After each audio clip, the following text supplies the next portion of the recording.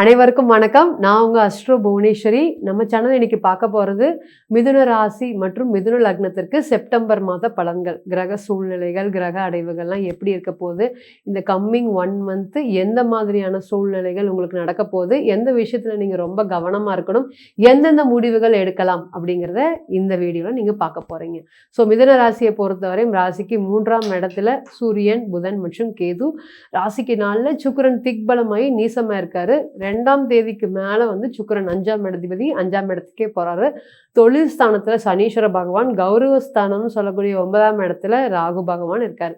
So 12ஆம் இடத்துல வந்து பார்த்தீங்கன்னா சந்திரன் பயணிக்கும் போது இந்த மிதுன ராசிக்கு இந்த செப்டம்பர் மாதம் உதயமாகிறது அப்படின்னு சொல்லலாம். ஸோ இந்த நேரம் எப்படி இருக்க ஃபர்ஸ்ட் மிதுன ராசிக்கு என்ன மாதிரியான பலன்கள், கிரக சூழ்நிலைகள் இருக்க போது பார்க்கலாம்.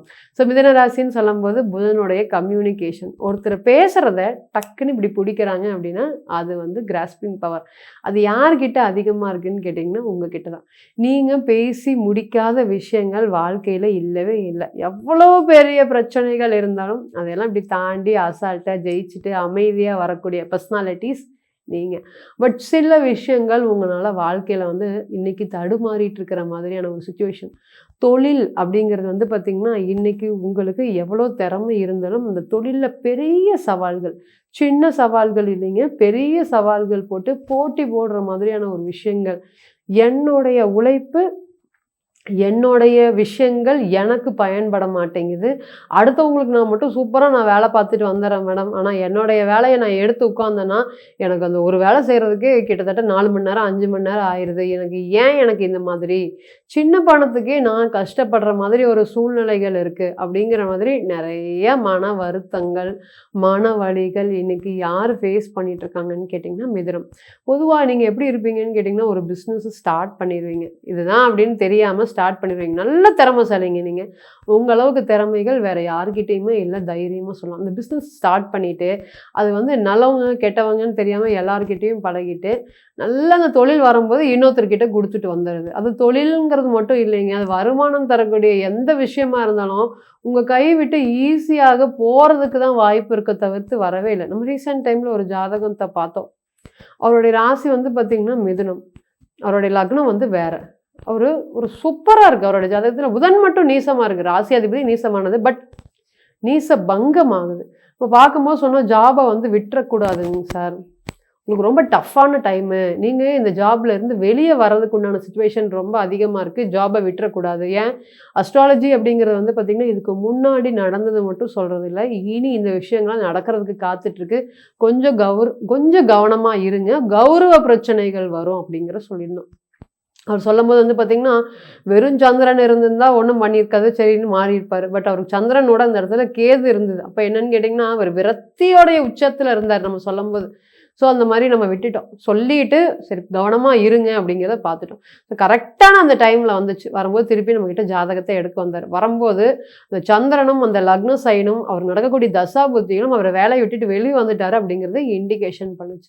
என்னாச்சுங்க சார், வேலையை விட்டுட்டு வந்துட்டீங்களா அப்படின்னு கேட்டோம். ஆமாம் மேடம், வேலையை விட்டுட்டு வந்துட்டு எனக்கு ஒரு கௌரவ பிரச்சனை, என்னோட வாயிலிருந்தே வந்து நான் இந்த வேலைக்கு வரல அப்படிங்கிற மாதிரி பேசி முடிவெடுத்து வந்துட்டாங்க. இன்னைக்கு நிறைய ஃபினான்ஷியல் மேலே கேஸ் போடுவேன் அப்படின்னு சொல்கிற அளவுக்கு இருக்குது. இந்த கேஸ்லாம் நான் நடத்தலாமா, அவங்ககிட்ட நான் மறுபடியும் சண்டைக்கு போகலாமா வேண்டாமா, எனக்கு ஒன்றும் இல்லாமல் பணத்தை திருப்பி இத்தனை நாளாக வேலை செஞ்ச அந்த பணம் வந்து பார்த்திங்கன்னா எனக்கு திரும்பி வராமல் அங்கேயே லாக் ஆயிடுச்சு, நான் கேஸ் போடலாமா, ஏன்னா அவங்க பிளாக்மெயில் பண்ணுறாங்க கேஸ் போடுவேன்ட்டு, எனக்கு ஏன் மேடம் இந்த மாதிரியான ஆயிடுச்சு அப்படிங்கிற மாதிரி சொன்னார். அப்போ அதுக்கு எல்லாத்துக்குமே விளக்கம் சொல்லிட்டு கேஸ் எல்லாம் நடத்தாதீங்க, உங்கள் மேலே உங்களுக்கு வந்து இந்த டைம் பீரியட் வரை நெகட்டிவ் அதிகமாக இருக்குது, ஸோ கேஸ் போட்டீங்கன்னாலும் பிரசன்னத்துப்படி அவங்க ரொம்ப வந்து ஹையராக இருக்காங்க உங்களை விட, ஸோ எந்த இடத்துலையும் நீங்கள் ஜெயிக்க முடியாது, பணம் தான் லாக் ஆகும், வேண்டாம் அப்படிங்கிறத சொல்லி கம்ப்ளீட் பண்ணணும்.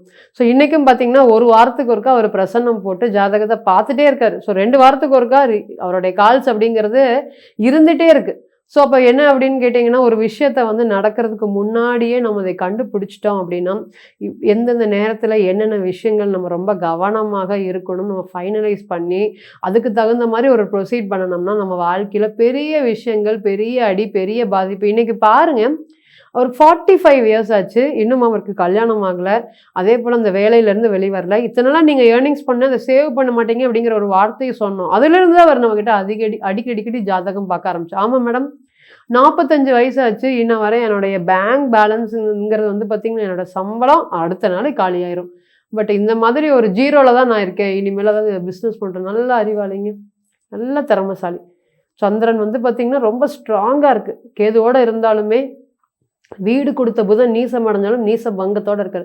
ஸோ திறமை இருந்து ஒரு விஷயம் நெகட்டிவ் அடி வாங்குதுன்னா அந்த இடத்துல ஒரு பெரிய விஷயமா இருக்கிறது என்னன்னு கேட்டிங்கன்னா தசா புத்தி, உங்களுடைய பிறந்த கால ஜாதகம். ஸோ பிறந்த கால ஜாதகம் சொல்லக்கூடிய ஒரு விஷயத்த நம்ம சொல்லக்கூடிய எந்த ஒரு டிரான்சிட் பீரியடும் சொல்லாது. ஸோ இன்னைக்கு எப்படி இருக்க போகுது இந்த மிதுன ராசிக்கு? ஃபர்ஸ்ட் வந்து பார்த்திங்கன்னா மேரேஜ் ரிலேட்டட் திங்ஸ். 7ஆம் அதிபதி ராசிக்கு 2ஆம் இடத்துல இருக்கார். அப்போ இருக்கிறதுனால என்ன ஆகுன்னு கேட்டிங்கன்னா திருமணத்தில் இவர் தானா அப்படின்னு ஒரு கன்ஃபியூஷன் ரொம்ப தொடர்ந்துட்டே இருக்குது. நாங்கள் பார்த்துட்டோம், அவங்க பார்த்துட்டு போயிட்டாங்க. பட் சில விஷயம் காரணமாக ஒரு அடுத்த ஸ்டேஜுக்கு உண்டான டெசிஷன் எடுக்க முடியல. ஏதாவது ஃபைனல் டெசிஷன் என்னால் எடுக்க முடியல. ஒரு கரியர் ரிலேட்டட் ஒரு சேலரி ஒரு க்ரோத் 2 பேருக்கும் சேலரியில் வந்து ரொம்ப டிஃப்ரென்ஸ் இருக்குது. அதனால் திருமண கண்டிஷன் வந்து பார்த்திங்கன்னா மாற்றமாகறதுக்கு வாய்ப்பு இருக்குது அப்படின்னு யோசித்தவங்களுக்கு இனி இந்த டைம் பீரியட் எல்லாமே உங்களுக்கு திருமண வாழ்க்கை சார்ந்த ப்ராப்ளம் எல்லாமே கிளியர் ஆக போகுது. திருமணத்துக்கு ஒன் ஆஃப் த பெஸ்ட் யோகமான டைம் பீரியட் அப்படிங்கிற இந்த நேரத்தில் சொல்லலாம். தொழில் ஸ்தானத்தில் சனீஸ்வர பகவான் இருக்கிறதுனால லாங் டைமாக ரொம்ப நாட்களாக இந்த பர்சன் கிட்டேருந்து எனக்கு பணம் வர மாட்டேங்குது மேடம், இந்த வேலையை இவங்களுக்கு இவ்வளோ தூரம் செஞ்சு கொடுத்துருக்கேன், பணத்தால் என்னை நடக்க விடுறாங்க, பணத்துக்கு வந்து வாங்கவே முடியல, இவங்ககிட்ட பணம் வாங்க முடியல அப்படின்னு வருத்தப்பட்டுட்டு இருந்த உங்களுக்கு இனி உங்களுடைய பணம் அப்படிங்கிறது வந்து திரும்பி கிடைக்கிறதுக்கு அமைதியாக பேசி, ஏன்னா மிதுன ராசியை பொறுத்தவரையும் ரொம்ப சைலண்ட்டு. உங்களாலே அந்த பணத்தை வாங்க முடியலன்னா பாருங்களேன் அப்போ எப்படி இருக்குது இன்றைக்கி சூழ்நிலை உங்களுக்கு. சனி பகவான் தொழில் ஸ்தானத்தில் மறந்துடவே கூடாது. சனீஸ்வர பகவான் வந்து பார்த்திங்கன்னா ஒரு யோகாதிபதின்னு சொன்னாலுமே அவர் அஷ்டமாதிபதியாக ஆகிறாரு. அப்போ தொழில் சார்ந்த விஷயத்தில் நிறைய பணம் கொடுத்தவங்களும் உங்களால் என்ன முடியுமோ பண்ணுங்க அப்படிங்கிற மாதிரி ஒரு வார்த்தையில் உங்களைய காயப்படுத்துறதை கண்கூடாக பார்க்கலாம். பேசும்போது ரொம்ப நைஸாக பேசி வாங்கிட்டு போயிடுறது. அடுத்து கொஞ்ச நாள் கழித்து பார்த்தீங்கன்னா உங்களை யூட்டிலைஸ் பண்ணிவிட்டு பணத்தை நீங்கள் திருப்பி கேட்கும்போது அவங்கக்கிட்ட நீங்கள் நடக்கிற மாதிரி நிறையா ப்ராப்ளம் இன்றைக்கி நீங்கள் ஃபேஸ் பண்ணிகிட்ருக்கீங்க. இந்த விஷயங்கள்லாம் இனி மாறப்போகுது. ஸோ பணம் சார்ந்த விஷயத்தில் நிறைய லாக் ஆகிட்டு இருக்கக்கூடிய இந்த மிதுனத்துக்கு இனி இந்த பணம் இழுபறியாக இருந்த விஷயங்கள்லாம் மாறி உங்களுடைய பணம் உங்களுக்கே வந்து ஒரு நல்ல ஒரு விஷயத்துக்காக திரும்பி வரப்போகுது. அந்த பிஸ்னஸ் இந்த பணம் வந்துச்சுன்னா இந்த பிஸ்னஸை மாற்றிக்கலான் இருக்கேன் அப்படிங்கிறவங்களுக்கு எல்லாத்துக்குமே இனி பிஸ்னஸ் ரிலேட்டட் திங்ஸ் எல்லாமே கம்மிங் ஃபார்வர்டில் இருக்குது அப்படிங்கிறத மறந்துடவே கூடாது. அதே போல் குழந்தை பேர். ஸோ மிதுனத்தை பொறுத்தவரையும் குழந்தை ரிலேட்டடில் வந்து நாங்கள் போகாத கோயில் இல்லை, வேண்டாத தெய்வம் இல்லை, குழந்தைக்காக நாங்கள் ஏங்கிட்டு இருக்கிறோம். நிறைய ரீசெண்ட் டைமில் பார்த்தது மிதுனத்தில் இந்த 5ஆம் அதிபதியே 12ஆம் அதிபதி ஆகுறதுனால நிறைய ப்ராப்ளம்ஸ் அப்படிங்கிறது அதிகமாக இருக்குது. ஸோ அந்த ப்ராப்ளம்ஸ் எல்லாமே இனி கிளியர் ஆகி நேச்சுரல் கன்சீவ் அப்படிங்கிறதுக்கு இந்த நேரம் கண்டிப்பாக சப்போர்ட் பண்ணுறதுக்கு காத்துட்ருக்கு. ஸோ திருமணம் ரிலேட்டடும் உங்களுக்கு வந்து ரொம்ப சப்போர்ட்டிவாக இருக்குது. ஒன்றே நீங்கள் இந்த மாதம் கவனமாக இருக்க வேண்டியது பிஸ்னஸ் ரிலேட்டட் வரக்கூடிய ஃபினான்ஷியல் எதிர்பாராத செலவுகள் எப்பெல்லாம் வந்து பாதகாதிபதி 2ஆம் இடத்தோடு சம்மந்தப்படுறாரோ அப்போ கண்டிப்பாக வந்து நிற்கும்.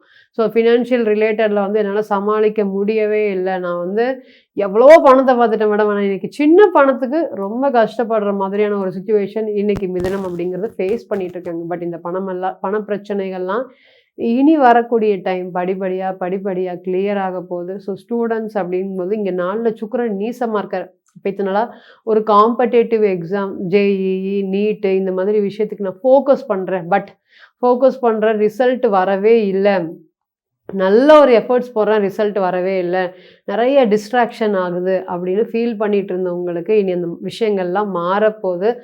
கவர்மெண்ட் ரிலேட்டட் எக்ஸாமினேஷனுக்கு ஒரு ஸ்கோப் இருக்குது அப்படின்னு சொல்லியிருக்காங்க எங்களோட ஜாதகத்தில்.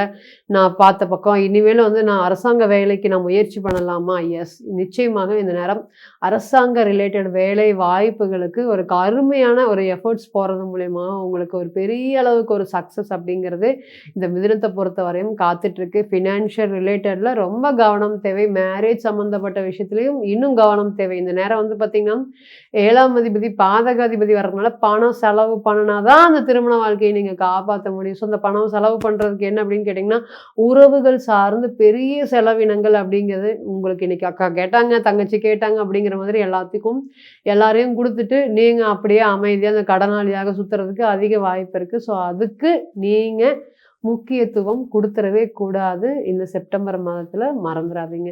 ஸோ இப்ப நம்ம சொன்னது அனைத்துமே டிரான்சிட்டுக்கு உண்டான பலன்கள்.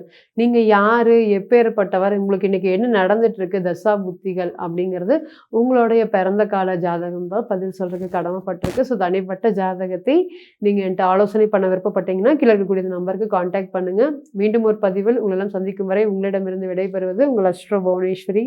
நன்றி, வணக்கம்.